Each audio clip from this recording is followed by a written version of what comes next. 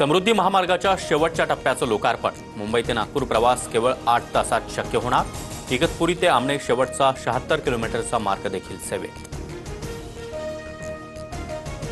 युतीबाबत दोन्ही भावांनी एकमेकांसोबत बोलायला हवं। आदित्य ठाकरे यांनी राज ठाकरेंना फोन करावा। ठाकरे बंधूंच्या युतीच्या चर्चेवर अमित ठाकरे यांची प्रतिक्रिया। आम्ही सकारात्मक, महाराष्ट्र हितासाठी कोणताही त्याग करायला तयार। ठाकरे बंधू एकत्र येण्याच्या चर्चेवर संजय राऊतांचं वक्तव्य।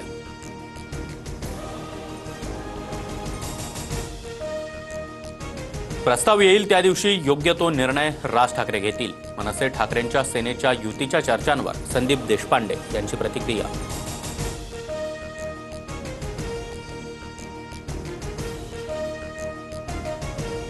राज्यातील 3 वर्षांपासून रखडलेल्या प्रलंबित 903 योजनांची प्रशासकीय मान्यता रद्द।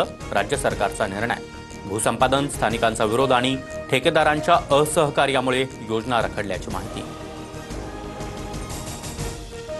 देशातील कोरोनाबाधितांचा आकडा 4866 वर। महाराष्ट्रात देखील 526 सक्रिय रुग्ण, तर राज्यातील 17 जणांचा कोरोनामुळे मृत्यू।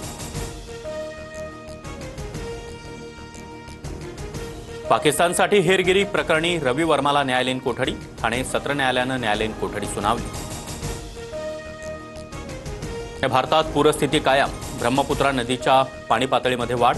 आसाममधील अनेक गावांना पुराचा वेढा। 21 जिल्ह्यातील 6 लाख नागरिक पुरामुळे बेघर।